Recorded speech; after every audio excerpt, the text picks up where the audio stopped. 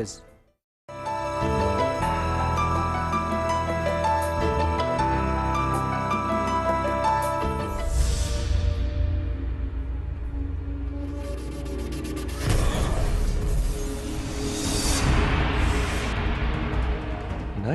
کے حملوں کے بعد دنیا جیسے بدل سی گئی۔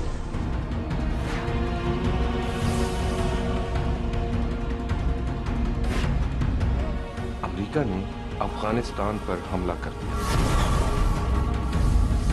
اور اس جنگ میں امریکہ کا ساتھ دینے پر افغان پاکستان پر حملہ آور ہو گئے۔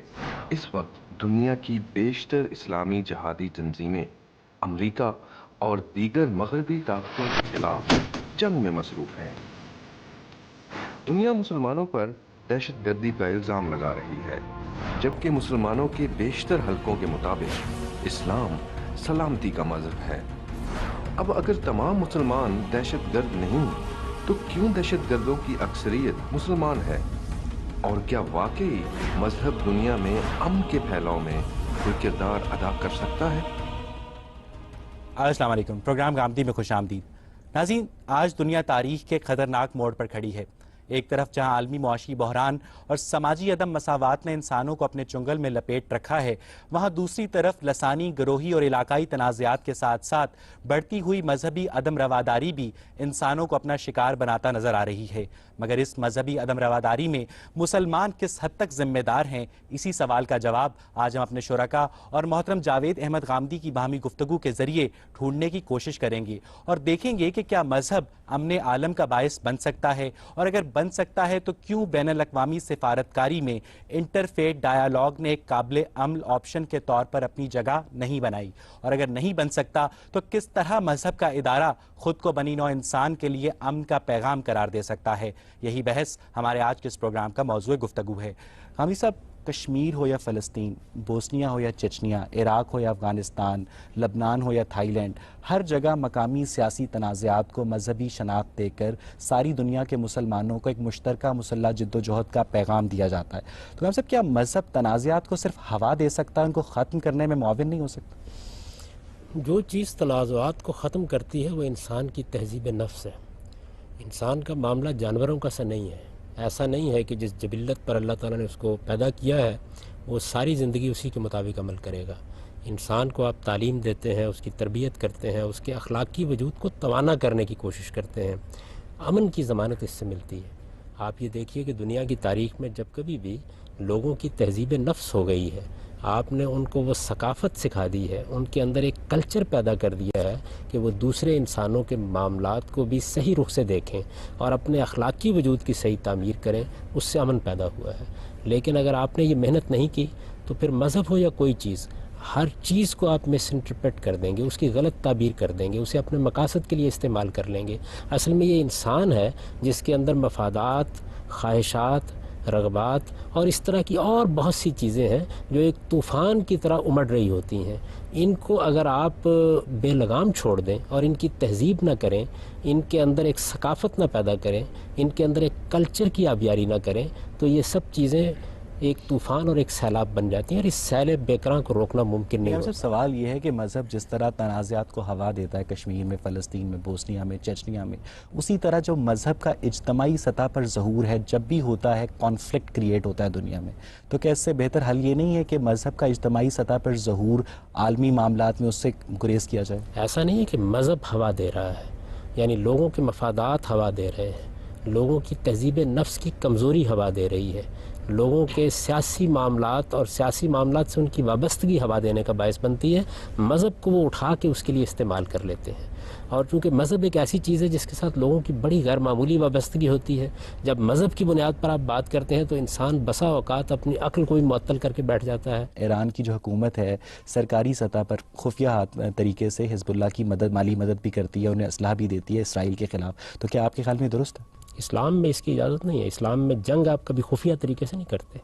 اسلامی قانون کی روح سے جب بھی آپ کو جنگ کرنی ہے علانیہ کرنی ہے. پوری جنگ کے وسائل نہ ہو تو پھر گوریلا جنگ ہی کرنی پڑے گی نا، اور وہ خفیہ ہوگی. اگر آپ کے پاس پوری جنگ کے وسائل نہیں ہیں تو ازرائے کرم دنیا کا امن برباد نہ کریں، پھر آپ پرامن ذرائع سے جد و جہد کریں، سیاسی ذرائع اختیار کریں، دنیا کے اخلاقی وجود کو آواز دیں. پھر آپ کو یہ طریقے اختیار کرنے چاہیے. آپ اسلام کا نام لیتے ہیں اور اسلام کے اخلاقیات کی پابندی کرنے کے لیے تیار نہیں ہیں. اسلام میں جہاد کا حکم کسی فرد کو نہیں دیا گیا، کسی گروہ کو نہیں دیا گیا، کسی جماعت کو نہیں دیا گیا. مسلمانوں کو بحیثیت جماعت حکم دیا گیا ہے. آپ نے یہ فرمایا کہ مسلمان اس پر تو متفق جماعت ہے. کیا ریاست؟ دیکھیے بات یہ ریاست تو اس کا ظہور ہے نا، یعنی مسلمان ایک قوم ہے، ایک پوری کی پوری قوم کی حیثیت سے ان کی کوئی ریاست وجود میں ریاست آئے کو گی. جہاد کی اجازت دے دیتے ہیں اس کی پارلیمنٹ کو، جیسے ریاست کوئی الہامی مقدس ادارہ ہے. ریاست آپ کو پتہ ہے کوئی الہامی مقدس ادارہ نہیں ہے، بلکہ حالات کے جبر کے تحت قائم ہوتی ہے. تو کس طرح ہم اس کو وہ اختیار دے سکتے ہیں جو مسلمانوں کی جماعت کے پاس ہونا چاہیے؟ دیکھیے بات یہ ہے کہ ریاست اگر مسلمانوں کی رائے سے قائم ہوئی ہے، اس میں ان کی پارلیمنٹ ایسی موجود. کوئی ریاست آج تک تو قائم نہیں ہوئی ہم سے. یہ بات اس کا مطلب آج تک کوئی کبھی بھی جہاد نہیں ہوا. اس وقت پاکستان کی ریاست میں تو کچھ نہ کچھ برا بلا جمہوری مسلمانوں کی رائے سے پاکستان قائم نہیں ہوا تھا ہم سے. کیوں؟ اور کس کی رائے سے قائم ہوا تھا؟ مسلمانوں نے جد و جہد کی، قائد اعظم کی قیادت میں جد و جہد کی، علامہ اقبال کی رہنمائی میں جد و جہد کی. ساری جو امپیریل پاورز تھیں اپنی نو آبادیات کو چھوڑ رہی تھیں، انہوں نے پاکستان کو بھی چھوڑ دیا. اسباب اور وجوہ بے شمار ہوتے ہیں. کوئی چیز بھی اس دنیا میں تنہا ایک چیز سے حاصل نہیں ہوتی. جد و جہد بھی اس وقت کامیاب ہوتی ہے اور بارآور ہوتی ہے جب اس کے لیے تاریخی اسباب پیدا ہو جاتے ہیں. وہ تاریخی اسباب پیدا ہو گئے، لیکن اگر مسلمانوں نے جد و جہد نہ کی ہوتی تو تاخیر ہو جاتی. بات یہ ہے کہ سری لنکا میں جو تامل ٹائیگرز ہیں وہ سری لنکن حکومت کے خلاف لڑ رہے ہیں. ناردرن آئرلینڈ میں Irish republic army United kingdom کی گورنمنٹ کے خلاف لڑتی رہی. پوری دنیا میں کسی بھی تامل نے ان تامل ٹائیگرز کی اس طرح مدد نہیں کی. پوری دنیا میں اس طرح آئرش ریپبلکن آرمی کی عیسائیوں نے مدد نہیں کی جس طرح جہاں مسلمان لڑ رہے ہیں ان کی مذہب اہل اسلام کرتے ہیں. اس کی وجہ یہ ہے اس وجہ سے میں پوچھ رہا ہوں کہ مذہب فلیش پوائنٹ بنتا ہے. دیکھیے اس کی وجہ یہ ہے کہ مسلمانوں کے مذہب ایک زندہ حقیقت ہے. مسلمان مذہب سے وابستگی رکھتے ہیں. بہت عرصہ ہوا کہ مذہب وہ حیثیت کھو چکا ہے دنیا کے اندر. مسلمانوں کے یہ تو ایک ریلیجس سپیریورٹی کمپلیکس نہیں ہے ویسے کہ ہمارا یہ ایک امر واقعہ کا بیان ہے، ہم سب سے زیادہ اپنے مذہب پر عمل کرنے والے. نہیں، یہ یوں نہیں ہے. مذہب پر عمل کرنا ایک الگ چیز ہے اور مذہب کا ایک زندہ حقیقت کے طور پر معاشرے پہ اثر انداز ہونا ایک دوسری چیز ہے. عیسائی بھی، مسیحی بھی اپنے مذہب پر عمل کرتے ہیں، ہندو بھی اپنے مذہب پر عمل کرتے ہیں، لیکن اس کا ایک معاشرتی اور سیاسی حقیقت بن جانا. تسلیم کیا جائے تو آج 21ویں صدی میں مسلمانوں کی لڑائی، آپ کے خیال میں مسلمان اس وقت سب سے زیادہ اپنے مذہب پر کاربند ہے، تو مسلمانوں کی لڑائی عیسائیوں کے ساتھ ہے، مسلمانوں کی لڑائی یہودیوں کے ساتھ ہے، مسلمانوں کی لڑائی ہندوؤں کے ساتھ ہے، اور مسلمانوں ہی کی لڑائی اپنے ہی اقلیتی فرقوں کے خلاف ہے. تو آپ کے خیال میں ایسی کیا وجہ ہے؟ کیا یہ جہاد کی خود ساختہ تعبیریں ہیں جو مسلمانوں کو پرابلم چائلڈ بنا رہی ہیں؟ دیکھیے آپ نے میری بات کو ایک دوسرا رخ دے دیا کہ میں یہ کہہ رہا ہوں کہ مسلمان اپنے مذہب پر سب سے زیادہ کاربند ہے. میں نے یہ نہیں کہا. میں نے جو بات عرض کی ہے وہ یہ ہے کہ مسلمانوں کے مذہب ایک زندہ حقیقت ہے، یعنی وہ ان کے معاشرے میں، ان کی فکر میں، ان کی گفتگوؤں میں، ان کی باتوں میں، ان کے علمی کام میں بہت نمایاں ہوتا ہے. ہم سے اگر مذہب مسلمانوں کے ایک زندہ حقیقت ہوتا تو وہ اس طرح چور بازاری کرتے، اس طرح ملاوٹ کرتے، اس طرح کم تولتے. یہ تو کاربند ہونے کا پہلو ہوا نا. میں نے تو اس لیے زندہ حقیقت سے کیا مراد؟ زندہ حقیقت کا مطلب یہ ہوتا ہے کہ مذہب ان کے ہاں زیر بحث رہتا ہے. مذہب ان کے ہاں فکری سطح پر بحث رہتا ہے، زیر عمل نہیں رہتا. ظاہر بات ہے اگر زیر عمل ہوتا تو صورتحال یہ نہ ہوتی. کہ آج مسلمان واقعی دنیا میں ایک پرابلم چائلڈ کا کردار ادا کر رہے ہیں. یہ بات یہ ہے کہ دنیا نے بہت سے مسائل خود بھی پیدا کر رکھے ہوئے ہیں. سوال یہ ہے کہ اگر اسرائیل کا وجود اتنا ناجائز نہ ہوتا، اس طریقے سے فلسطین کے علاقے میں ایک حکومت قائم کرنے کی دنیا جد و جہد نہ کرتی، پوری دنیا اسرائیل کو ایک حقیقت کے طور پر منوانے کے لیے نہ تل کھڑی ہوتی، تو رد عمل بھی اتنا شدید. اسرائیل پر میں آپ کا آرگومنٹ تسلیم کر لیتا ہوں. باقی علاقوں میں کیا ہے؟ کشمیر میں یہی صورتحال ہے. دیکھیے کشمیر کے معاملے میں بھی، کشمیر کے معاملے کو ذرا تھوڑی دیر کے لیے دیکھ لینا.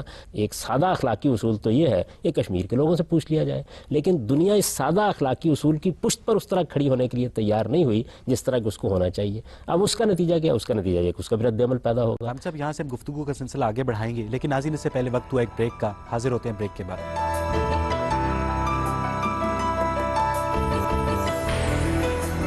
بریک کے بعد خوش آمدید. ویسے آپ کو پتہ ہے اس وقت مسلمانوں نے پوری دنیا میں کتنی مسلح تحریکیں شروع کر رکھی ہیں؟ بے شمار. 62. منیمم اندازہ 62 کا ہے.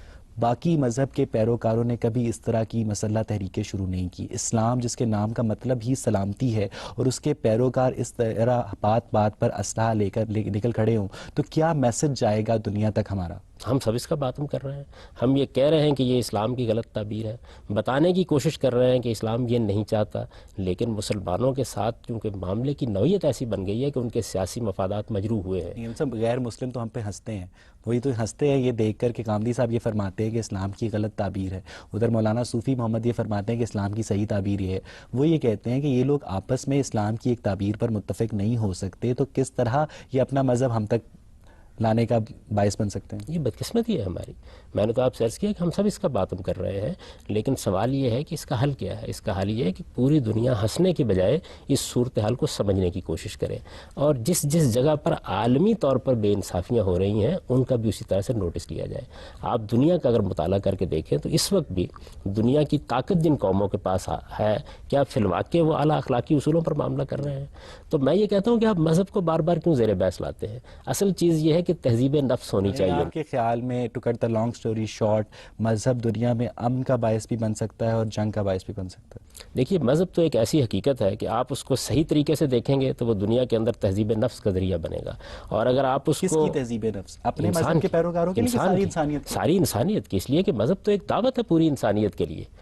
صحیح مذہب کو جب آپ پیش کریں گے تو وہ تو انسانوں کو مخاطب کریں گے. آپ عبادات کو چھوڑ کے اخلاقیات کے جتنے پہلو ہیں وہ تمام مذاہب میں کم و بیش یکساں ہیں, ٹھیک ہے, عبادات کے اوپر نزاع آتا ہے, تو کس طرح ایک مذہب پوری دنیا کے انسانوں کے لیے امن کا پیغام بن سکتا ہے؟ اس لیے کہ مذہب کا جو بنیادی پیغام ہے وہ تزکیہ ہے, وہ پیوریفیکیشن ہے. کا بھی یہی ہے, ہندو مت کا بھی یہی ہے, میں تو یہ عرض کرتا ہوں, دیکھیے دنیا کے اندر جتنے مصلحین آئے ہیں وہ اصل میں اسی مقصد کے لیے آئے ہیں. تو یہ بجائے خود اس بات کی دلیل ہے کہ مذہب اپنی ذات میں امن کا پیامبر ہے. یہ عبادات اور اس نوعیت کی جتنی چیزیں, ان کی بنیاد پر کون سی جنگ اور کون سی لڑائی ہوئی ہے دنیا میں؟ آپ مجھے کوئی مثال دے سکتے ہیں؟ اور میں آپ سے عرض کروں گا کہ اتنی پاکیہ دامہ کی حکایت نہیں بڑھانی چاہیے. پہلی اور دوسری جنگ عظیم مذہب کی بنیاد پر تو نہیں ہوئی. اسپین پہنچا, کیا تین اس نے آپشنز دی, اسلام قبول کر لو, جنگ کر لو یا جزیہ. یہ آپ اتنی دور کی تاریخ میں جا رہے ہیں. میں یہ عرض کر رہا ہوں پہلی اور دوسری جنگ عظیم مذہب کی بنیاد پر ہوئی ہے. کروڑوں کی تعداد میں لوگ مارے گئے. ہیروشیما اور ناگاساکی پر جو بم پھینکا گیا مذہب کی بنیاد پر پھینکا گیا تھا. دنیا کی بدترین غارت گری مذہب کی بنیاد پر ہوئی تھی. اصل میں انسان ہے جو بنیادی مسئلہ ہے, مذہب مسئلہ نہیں ہے. جی آپ پوچھیں. سر, پہلی بات ابھی آپ نے یہ کی کہ بنیادی مسئلہ انسان ہے. اگر انسان بنیادی مسئلہ ہے تو ہم دنیا کے مسائل کا حل انسان پہ کیوں نہیں چھوڑ دیتے؟ خدائی گواہی, خدائی رہنمائی کی اپنی ایک ضرورت کیوں ہر وقت اس کے اوپر تھوپتے ہیں؟ کیا انسان خود اس قابل نہیں کہ اپنا بھلا برا جان سکے؟ بنیادی مسئلہ انسان کی تہذیب نفس ہے. آپ انسان کو تعلیم دیں گے, اس کی تربیت کریں گے. اگر انسان ایک خودرو پودے کی طرح ہے, وہ جو جی چاہے بن جائے, تو پھر تو آپ کو اس کی تعلیم تربیت کا کوئی اہتمام نہیں کرنا چاہیے. ہم نے خود اپنی آنکھوں سے دنیا میں دیکھا ہے کہ جن قوموں نے تعلیم اور تہذیب کا اہتمام کیا ہے ان کے ہاں امن پسندی آ گئی, ان کے ہاں قانون کی پابندی آ گئی, ان کے ہاں اجتماعی نظام میں بہتری آ گئی. تو اصل میں بنیادی مسئلہ انسان ہے, لیکن انسان کو تعلیم اور تربیت کی ضرورت ہے. جیسے بات ایکچولی یہ ہے کہ انسان کے تمام علوم جتنے بھی اب موجود ہیں, کیا وہ سارے کے سارے مذہب کے مرہون منت ہیں؟ فلسفہ, منطق, بایولوجی, سوشولوجی, سو آن سو فورتھ, بہت سارے مسائل. ایسا کیوں؟ انسان نے خود سیکھے نا, خود بنائے. تو خدا کو بھی ہم انسان کو خود کیوں نہیں جاننے دیتے؟ کیا ضروری ہے کہ ہم بتائیں اسلام کا خدا یہ, ہندو کا خدا یہ, عیسائی کا خدا یہ, یہودی کا خدا یہ, اور پھر ایک مسئلہ خدا کا جنریٹ کر دیں؟ نہیں, اللہ تعالیٰ کو بھی انسان خود ہی جانتا ہے, اور اللہ تعالیٰ کا شعور انسان کے اندر ودیت کیا گیا ہے. وہ خیر و شر کو بھی خود ہی جانتا ہے. چند معاملات ایسے ہیں جن کی تعین میں غلطی ہوتی ہے. مثال کے طور پر دیکھیے کہ دنیا میں کم و بیش 4000 سال کی تاریخ شرک کی تاریخ ہے. اس کی اصلاح کرنے کے لیے انبیاء علیہ السلام کو تعلیم دینا پڑی. اسی طرح اخلاقی حدود میں تجاوز ہو جاتا ہے, رہبانیت پیدا ہو گئی. انسان نے خدا کے ساتھ اپنے تعلق کی بنیاد پر پوری تہذیب کی نفی کر دی, تو انبیاء علیہ السلام کو آ کے توازن پیدا کرنا پڑا. اصل میں انسان جب سیکھتا ہے, آگے بڑھتا ہے, تو غلطیاں کرتا ہے, اور بعض غلطیاں ایسی ہیں جو اس کی پوری شخصیت کا احاطہ کرتی ہیں. مسئلہ یہ نا کہ توازن صرف انبیاء تک محدود نہیں نہ رہا. انبیاء کے بعد فردر جو ان کے نام لیوا آئے اور ان کے مقتدی کہلانے کے حقدار ٹھہرے, انہوں نے بھی توازن پیدا کرنے کی کوشش شروع کر دی. اور جب ان کو مذہب نے اجازت دے دی کہ ٹھیک ہے جی آپ ٹھیکیداروں کے طور پہ کام کر سکتے ہیں, تو وہ کیے جا رہے ہیں. مذہب نے کہاں اجازت تو دیتا ہے بہرحال, مذہب نے تو یہ اجازت نہیں دی. مذہب تو اپنے پیغمبر کو مخاطب کر کے یہ کہتا ہے کہ انما انت مذکر لست علیہم بمسیطر. آپ تعلیم دینے والے ہیں, آپ لوگوں کو نصیحت کرنے والے ہیں, آپ داروغہ نہیں ہیں. اگر دنیا کی آبادی اربوں میں ہے تو آپ کس کس کو یہ سمجھاتے پھریں گے کہ مذہب نے اجازت دی اور یہ نہیں دی؟ تھوڑی دیر کے لیے ہم ایکسیپٹ کیوں نہیں کر لیتے کہ یار مذہب فی الحال یہ دنیا ہی اس قابل نہیں کہ مذہب اس پہ لایا جائے؟ چھوڑ دیں دنیا کو. انہیں ذرا ایک پری میچور, ہم پہلی کلاس کے بچے کو پی ایچ ڈی کا سلیبس کیوں پڑھانا چاہتے ہیں؟ دنیا کو گرو کر لینے دیں. شاید کسی زمانے میں انسان خود سمجھ جائے کہ یار مذہب میں صحیح کیا اور غلط کیا. ابھی تو جو آپ کا اس صحیح وقت ہے وہ تک میرا دنیا صحیح کو نہیں ہے. چنگیزیت کے حوالے کر دیا جائے، اسے اخلاق نہ سکھایا جائے. سر پھر دنیا کو کسی طرف تو چھوڑے نا. اسے یہ نہ بتایا جائے کہ تمہیں پورا تولنا ہے، تمہیں جھوٹ نہیں بولنا، تمہیں بددیانتی نہیں کرنی، تمہیں اخلاقی حدود کی یہ پیروی تمام کرنی باتیں ہے. مذہب کے علاوہ بھی دنیا کو پتہ لگ گئی ہیں. آپ نے غالباً فلسفے کی تاریخ نہیں پڑھی، اس میں تو یہ ماننے سے انسان انکار کر رہا ہے کہ ان اقدار اور ویلیوز کی کوئی بنیادی حقیقت ہے. انسان نے تو آہستہ آہستہ اپنے فکر سے یہ فلسفہ تراش کیا ہے کہ یہ سب چیزیں مفادات سے پیدا ہوتی ہیں. جبرن بنوائیں گے. نہیں، جبرن مذہب نہیں بنواتا، وہ آپ سے گفتگو کرتا ہے، استدلال کرتا ہے، آرگو کرتا ہے. لیکن قانون تو آپ بناتے ہیں نا. قانون کس چیز پہ بنائیں گے؟ قانون اخلاقی اصولوں پر بنتا ہے. آپ کو بہرحال قانون بنانا پڑے گا کہ کوئی اگر کم تولے گا تو اسے سزا دی جائے گی. آپ کو قانون بنانا پڑے گا، کسی بڑھیا کا آپ پلاٹ ہتھیا لیں گے تو آپ کو جیل میں جانا پڑے گا. سوال یہ کہ اخلاقیات مذہب کے کیوں، انسانی معاشرے کے کیوں نہیں؟ نہیں، اخلاقیات انسان کے اندر سے پیدا ہوتے ہیں. مذہب کیا کرتا ہے؟ مذہب عدم توازن کو دور کرتا ہے. اخلاقیات ہمارے اندر سے پیدا ہوتے ہیں. میں نے آپ کو مثالیں دی ہیں کہ جب انسان نے اپنے طور پر ان حقائق کا فیصلہ کرنے کی کوشش کی ہے تو حدود سے تجاوز ہو گیا. ہم سب ایک دوسرے سے سیکھتے ہیں، انبیاء علیہ السلام سے کیوں نہ سیکھیں؟ ہم سب یہاں سے گفتگو کا سلسلہ آگے بڑھائیں گے، لیکن ناظرین اس سے پہلے وقت ہوا ایک بریک کا. حاضر ہوتے ہیں بریک کے بعد.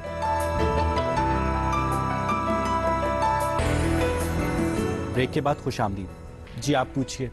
پاکستان ایک اسٹیٹ ہے، بوگس کانسٹیٹیوشن ہے ہمارا. اس کے اندر کانسٹیٹیوشن شروع اس سے ہوتا ہے کہ all power rest with Allah, but power has been granted to the government of Pakistan. اس کا مطلب ہے کہ زرداری اٹھ کے آ جائے، کوئی بھی اٹھ کے آ جائے، جو وہ کام کرتا ہے وہ اللہ کے نام پہ پڑھتے ہیں legally. So you can't blame Zardari, you have to blame God then technically due to the constitution. Pakistan کا پورا آئین آپ نے پڑھا ہے؟ پاکستان کے آئین میں کیا صرف یہ چند سطریں لکھی ہوئی ہیں؟ پاکستان کا آئین اس کے بعد بتاتا ہے کہ اس کے صدر مملکت کو کن حدود میں کام کرنا ہے، وہ یہ بتاتا ہے اس کے وزیر اعظم کو کن حدود میں کام کرنا ہے. پاکستان میں جو آئین قوم نے بنایا تھا، اے کاش آپ اسے چلنے دیتے اور پھر آپ دیکھتے کہ پاکستان کے اندر کتنا اچھا معاشرہ وجود میں آتا. یہ کانسٹیٹیوشن آپ جانتے ہیں کس شخص نے بنایا تھا؟ یہ ذوالفقار علی بھٹو صاحب نے بنایا تھا. آپ جانتے ہیں کہ اس میں ملک بھر کے تمام بڑے لیڈر شریک ہوئے تھے. یہ وہ کانسٹیٹیوشن ہے کہ جو ہمارے پاس اس وقت سب سے بڑی متفق علیہ دستاویز تھی. اس کے بعد اگر دوسری کوئی دستاویز ہے تو وہ ہمارا میثاق جمہوریت ہے. یہ دو دستاویزات اس قوم کے وجود اندر سے وجود پذیر ہوئی ہیں، یہ کسی عامر کی دی ہوئی نہیں. بات یہ ہے کہ آپ فرما رہے ہیں کہ پاکستان کا موجودہ آئین جو 1973 کا آئین ہے اپنی اصل شکل میں ذوالفقار علی بھٹو نے بنایا تھا. ہم سب پاکستان کا 1973 کا آئین پاکستان کو ایک اسلامی جمہوریہ قرار دیتا ہے. ہم سب آپ کو بہت اچھی طرح پتہ ہے اور پاکستان کا ہر پڑھا لکھا آدمی جانتا ہے کہ ذوالفقار علی بھٹو کی ذاتی زندگی میں اسلام کس حد تک داخل تھا. ہم سب یہ پولیٹیکل کمپرومائزز ہوتے ہیں جو مذہب کے نام پر لوگوں کو اٹریکٹ کرنے کے لیے گورنمنٹس یوز کیا کرتی ہیں. اس کا یہ مطلب ہرگز نہیں ہوتا کہ جو حاکم کو بہت دلچسپی ہے کہ وہ ریاست کے اندر اسلام نافذ کرے یا کوئی اور دوسرا مذہب نافذ کرے. میں نے تو یہ بات کہی نہیں کہ ان کو بہت دلچسپی تھی. میں نے تو یہ کہا جو قوم چاہتی تھی وہ آئین کی صورت میں ظہور پذیر ہو گیا.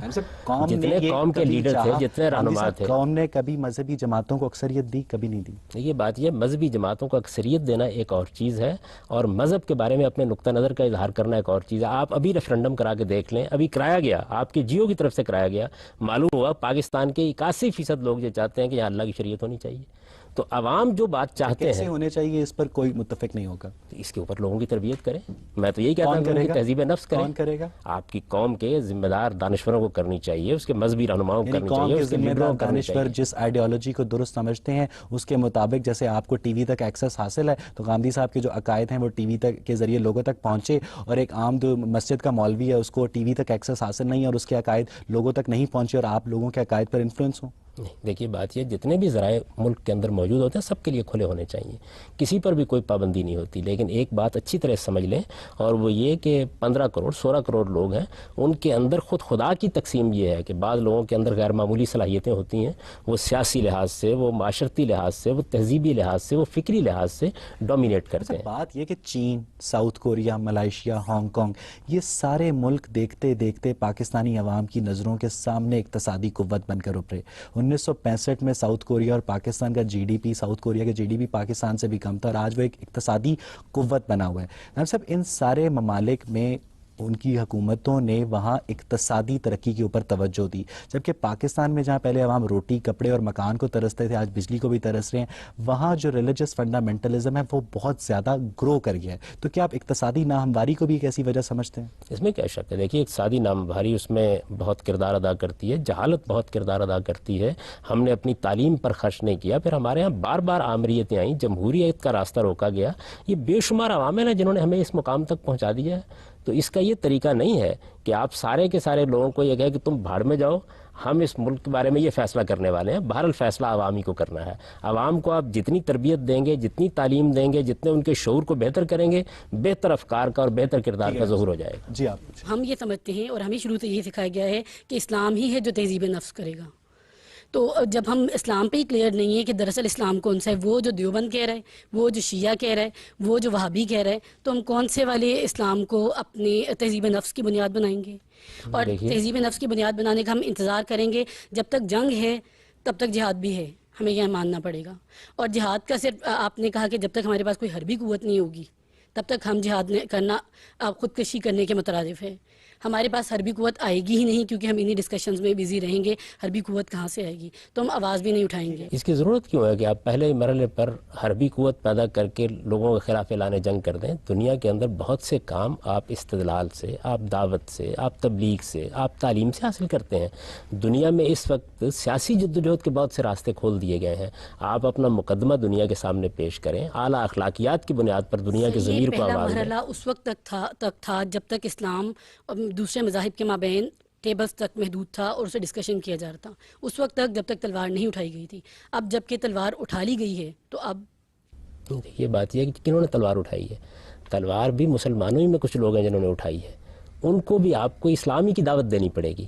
اگر آپ ان کے سامنے اسلام کی صحیح تصویر رکھیں گے اور ان کو بتائیں گے کہ تم جن مقدمات پر کھڑے ہو اس میں یہاں غلطی ہے، یہاں تم نے مذہب کو مس انٹرپریٹ کیا ہے، یہاں تم قرآن مجید کو غلط سمجھے ہو، یہاں تم پیغمبر کے ارشاد کو غلط سمجھے ہو، وہ تبھی آپ کی بات مانیں گے. آپ کے پاس کوئی راستہ اس کے سوا نہیں ہے کہ آپ اپنی قوم کو ایجوکیٹ یہ کریں. فرما رہے ہیں کہ مسلمانوں کو جب تک ایک خاص حربی قوت حاصل نہ ہو جائے دنیا میں جنگ سے یا جہاد سے گریز کرنا چاہیے. ہم سب آپ کی اس بات کو اگر درست تسلیم کر لیا جائے تو آج دنیا میں اگر کوئی بھی جہادی، فرض کرے سارے جہادی آپ کو اس وقت ٹی وی پہ دیکھ رہے ہیں، تو ان سب کو اپنی بندوقیں پھینک دینی چاہیے اور اگلے 50 سال تک تو کم از کم کوئی جہاد نہیں ہو سکتا. یعنی میں یہ سمجھتا ہوں کہ ان کو بندوقیں پھیلوا کے پھینک دینی چاہیے اور اصل مسئلے کا تجزیہ کرنا جو چاہیے. ہلکے ہیں آپ کے اوپر یہودی ہونے کا، ایجنٹ ہونے کا میری گزارش سن لیجیے. میں اس ملت کے ساتھ محبت رکھتا ہوں. میں جانتا ہوں کہ یہ خودکشی کر رہی ہے.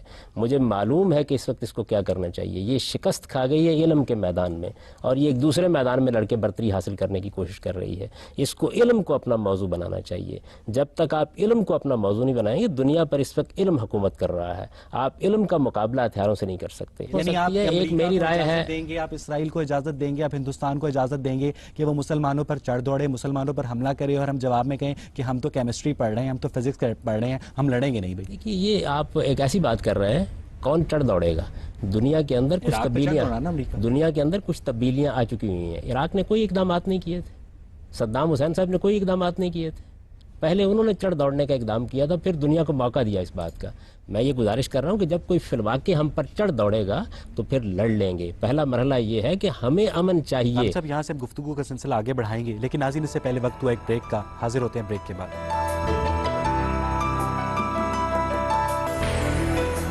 بریک کے بعد خوش آمدید. خان صاحب، 11 ستمبر کے حملے ہوئے، 19 سعودی ہائی جیکر اس پہ ملوث پائے گئے. بالی میں بم دھماکے ہوئے، اس میں مسلمان ملوث پائے گئے. میڈرڈ میں دھماکے ہوئے، اس میں مسلمان ملوث پائے گئے. لنڈن میں دھماکے ہوئے، اس میں مسلمان ملوث پائے گئے.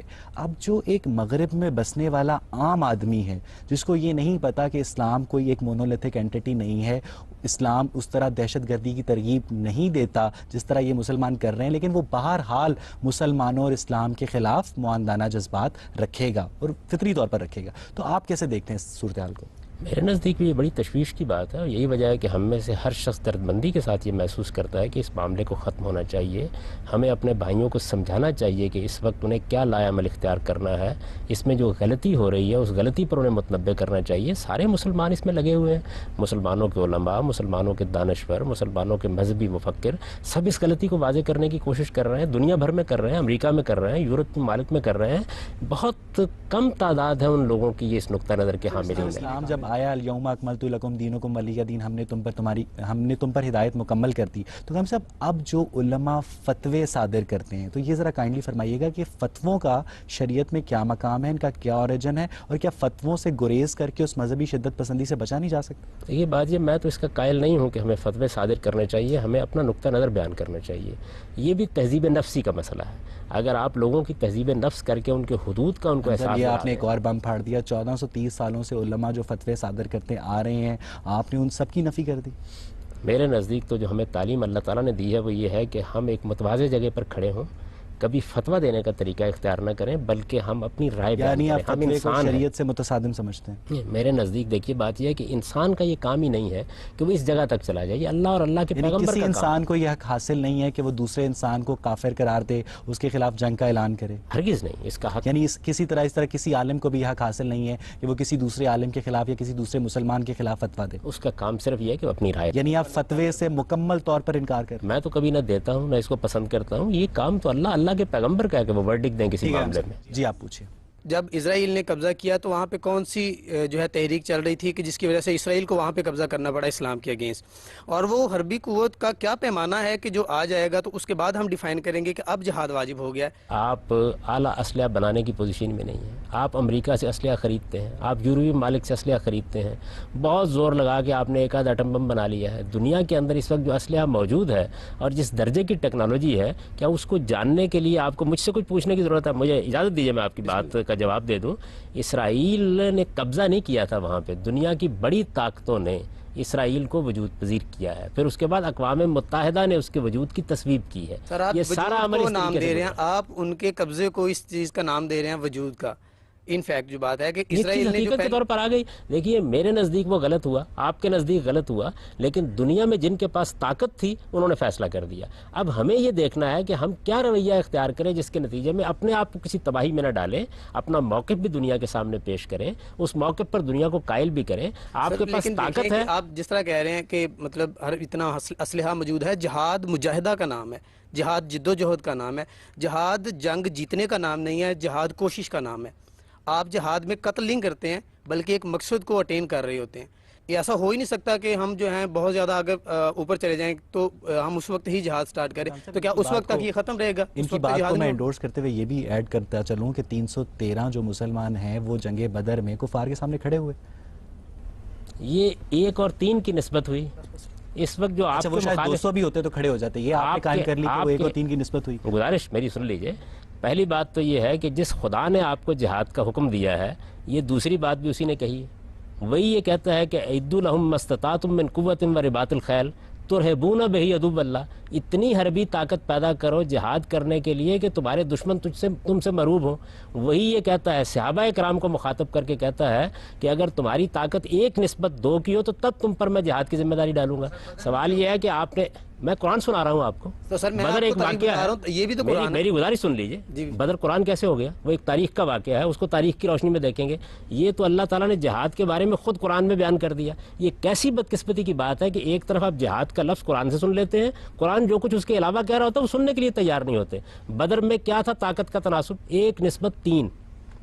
اور قرآن مجید نے اس وقت ضمانت دے رکھی تھی کہ 1:10 پر اللہ تعالیٰ نصرت فرمائے گا. 1:3. آج دنیا کی جن طاقتوں کے خلاف آپ لڑنے کے لیے نکل رہے ہیں، ذرا آج راہ کرم بتائیے مجھے تناسب کیا ہے؟ 1:100,000. سر اس کے بعد اس آپ وقت تو دیکھیں، نہ اسلحہ آپ کا، نہ جہاز آپ کے، نہ قوت آپ کی. آپ کے پاس تو اپنی قوم کو زندہ رکھنے کے لیے اقتصادی طور پر جو چیزیں چاہیے وہ بھی موجود نہیں ہیں. بتاتا ہوں اس کے بعد جتنی جنگیں ہوئی. آپ بدر کی بات کر رہے ہیں کہ بدر میں ہمیں وہ گارنٹی حاصل تھی کہ یہ فتح ہوگی. اس کے بعد کتنی جنگیں ہوئی ہیں اور وہاں پہ کتنی گارنٹیاں آپ کے پاس تھیں، یہ بھی تو ذرا کنسیڈر کریں. اور ہر جگہ آپ دیکھیں گے تمام جنگوں میں، معذرت کے ساتھ، احد کے میدان میں رسالت میں آپ اترے، اس کے بعد جو کچھ ہوا ہے دنیا کے اندر وہ انسان کر رہے تھے. اللہ کا پیغمبر جب تک دنیا میں موجود رہا ہے، جو قرآن مجید نے حدود مقرر کیے ہیں ان کے مطابق انہوں نے ہتھیار اٹھائے ہیں. سیدنا مسیح علیہ السلام کے بارے میں کیا رائے ہے؟ اللہ کے پیغمبر تھے اور رسالت میں آپ صلی اللہ علیہ وسلم سے پہلے آخری پیغمبر تھے. اس وقت آئے جب رومیوں کی حکومت قائم تھی. انہوں نے آ کر جب اپنی دعوت شروع کی ہے تو لوگ گلیاں بھر گئیں ان کے ساتھ محبت رکھنے والوں سے، لیکن انہوں نے یہ اقدامات نہیں کیے. لوگوں کو بتایا کہ کون سا وقت دعوت کا ہے، کون سا وقت تعلیم کا ہے. آتش نمرود میں ابراہیم کود پڑا تھا، آپ اس کی تعلیم نہیں دیتے؟ نہیں، وہ کبھی کود نہیں پڑے تھے. یہ شاعری ہے، اصل واقعہ اس سے بالکل مختلف ہے. لیکن مجھے پہلے اپنے سوال کا جواب دینے دیجیے. آج کے زمانے میں یہ آپ کو کس نے کہا ہے کہ ہم فوری طور پر جنگ کا اعلان کر دیں گے؟ ہمیں یہ چاہیے ہم دنیا کے ساتھ مکالمہ کریں، اپنی دعوت پیش کریں، اپنا پیغام پیش کریں، اپنی قوم کو اس قابل کریں کہ وہ اخلاقی لحاظ سے برتری کے مقام پر پہنچے. خدا تو قرآن مجید میں یہ کہتا ہے، ہم نے اصل میں چند الفاظ سنے ہوتے ہیں، وہ تو کہتا ہے ان تتقوا و تصبروا، اگر تمہارے اندر صبر اور ثبات کی صلاحیت نہیں ہوگی اور تمہارے اندر تقویٰ نہیں ہوگا تو میں مدد نہیں کروں گا. جہاد کے حدود شرائط پہلے قرآن مجید سے معلوم کرنے چاہیے. میں آپ کو گنوا دیتا ہوں, آپ مجھے موقع دیں. ظلم کے خلاف ہوگا, عدوان کے خلاف ہوگا, فتنے کے خلاف ہوگا, فساد کے خلاف ہوگا. مسلمانوں کی جماعت اس کا فیصلہ کرے کشمیر میں, گی, مسلمانوں کی ریاست فیصلہ کرے گی. میں ظلم اور عدوان نہیں ہو رہا. ظلم و عدوان کے بعد فیصلہ کس نے کرنا ہے؟ فیصلہ اگر معاملہ پوری ملت کا ہے تو ملت اسلامیہ کرے گی. بلائیے نا آپ ملت کے تمام رہنماؤں کو, آپ کی تنظیمیں موجود آج ہیں. تک ساری ملت اسلامیہ نے مل کر کبھی کوئی جہاد کا فیصلہ کیا؟ یہ ملت مسلمان اسلامیہ اس پوزیشن میں بادشاہوں کی نہیں. سیاسی اقتدار کی مسلمان اس پوزیشن میں نہیں ہے. بات یہ ہے 1430 سال سے نہیں تھے. نہیں, جب مسلمان تھے اس پوزیشن میں تو دنیا بھر کے اندر سب کچھ کرتے رہتے تھے. ساری 1200 سال کی تاریخ بری پڑی. ایک مثال, بھائی 1200 سال کی تاریخ میں بے شمار مثال ہے, پوری تاریخ بری پڑی ہے. مسلمانوں نے جس چیز کو دیکھیے, اس کے اوپر آپ اعتراض یہ کریں گے ظلم تھا یا نہیں تھا. میں یہ کہتا ہوں یہ فیصلہ تو لوگوں نے کرنا. اعتراض کروں نہ کروں, آپ چھوڑیں, آپ ایک مثال دیں. میں عرض کرتا ہوں کہ رسالت مآب صلی اللہ علیہ وسلم کے زمانے میں صحابہ کرام نے وہ جو تو جنگ قانون کی, اتمام حجت ہو گیا. اس کے بعد مسلمانوں کو معلوم ہوا, جیسے کہ بیان کیا جاتا ہے تاریخ میں, کہ ہندوستان میں کچھ عورتوں کو پکڑ لیا گیا ہے. آپ اس تاریخی واقعے کے بارے میں خود ہی فرمایا تھا کہ محمد بن قاسم اگر ان عورتوں کو چھڑانے آیا تھا تو چھڑا کے چلا جاتا. آپ ایک مثال, میری گزارش ایک سن لیجیے. بات یہ ہے کہ جتنے بھی حملے کیے جائیں گے, امریکہ بھی آج کرتا ہے, میں بھی کرتا ہوں, برطانیہ بھی کرتا ہے, اس کے پاس کوئی جواز ہوتا ہے نا کسی بات کے اوپر.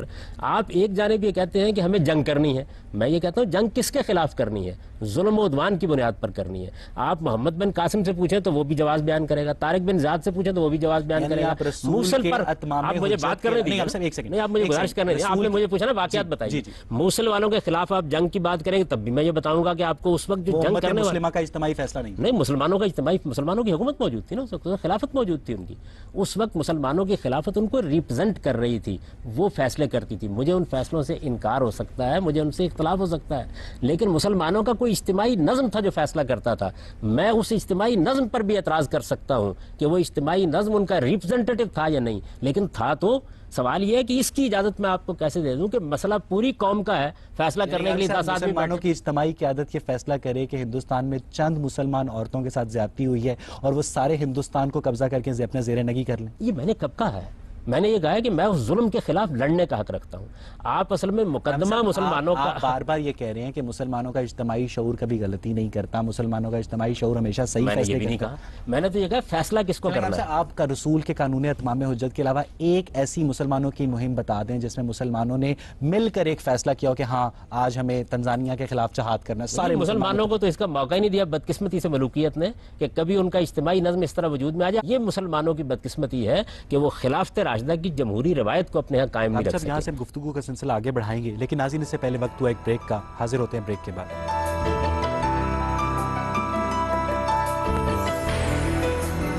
بریک کے بعد خوش آمدید. جی آپ پوچھئے.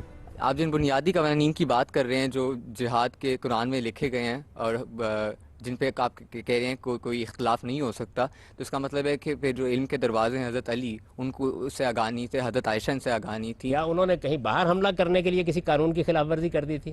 مسلمانوں کی دو جماعتوں کے درمیان ایک سیاسی اختلاف ہوا. اس قرآن سیاسی کے اندر اختلاف کوئی کے جہاد نتیجے کا قوانین ایسا نہیں ہے جو ایک مسلمان کو دوسرے مسلمان کو قتل کرنے کی اجازت دیتا ہے. اور دوسری بات, اگر وہ اشرا مبشرہ کے اندر دو ایسے شخص اس بات پہ اختلاف کرتے تھے تو ہم یہ کیسے ہو سکتا ہے کہ ہم کنسنسس ریچ کریں؟ نہیں دیکھیے, آپ دو الگ الگ باتیں کر رہے ہیں. ایک چیز یہ ہے کہ آپ نے دنیا میں کسی دوسری قوم کے خلاف کوئی اعلان جنگ کرنا ہے.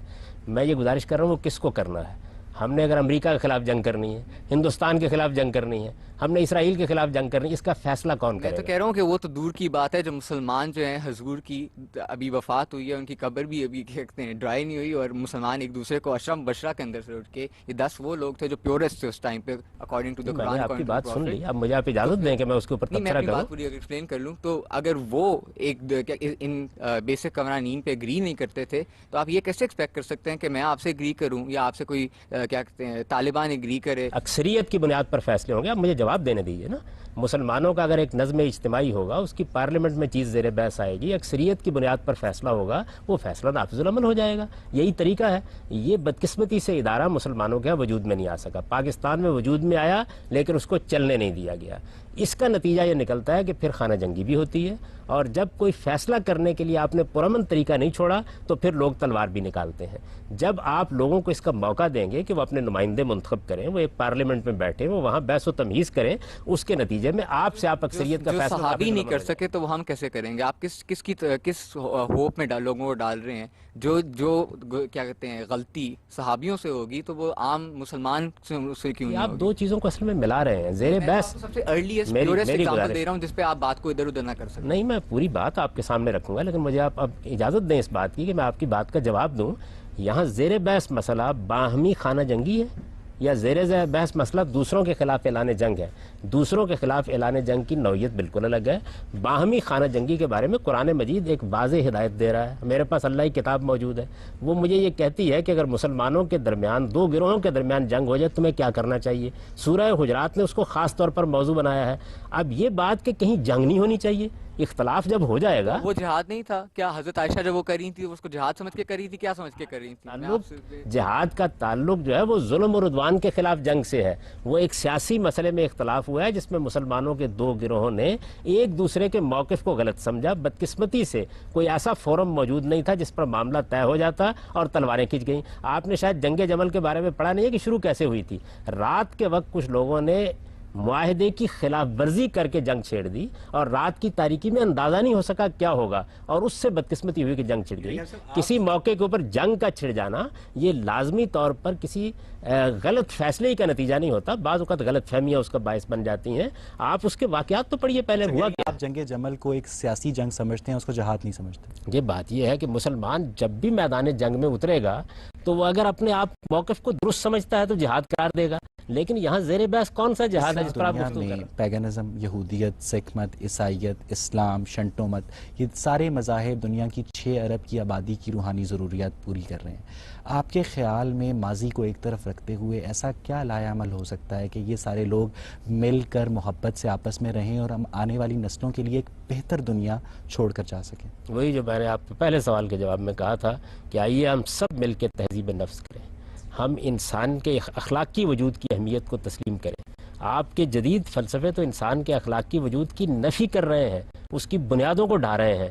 مذہب انہی بنیادوں کو قائم کرنے کا نام ہے. ہم سب مل کر یہ کوشش کریں کہ ہمیں اپنے نفس کو پاکیزہ بنانا ہے اور اپنے اخلاقی وجود کی پاکیزگی کا اہتمام کرنا ہے. یہاں پہ آج کی گفتگو کو سمیٹتے ہیں.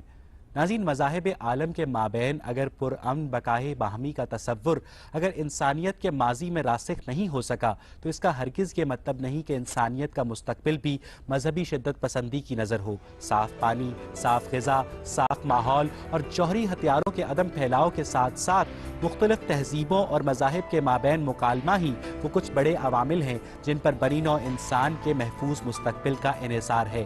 تاریخ سے تہذیبی تفاخر حاصل کرنے کی بجائے اگر سبق اخذ کرنے کی کوشش کی جائے تو آج دنیا اس سیکیورٹی کلٹ سے چھٹکارا پا سکتی ہے جس کا آج ہمیں سامنا ہے. اس امید کے ساتھ کہ آپ کا آنے والا کل آپ کے گزرے ہوئے کل سے کہیں بہتر ہو, اپنے میزبان اویس اقبال اور پروگرام غامدی کی پوری ٹیم کو اجازت دیجیے اور دیکھتے رہیے جیو نیوز.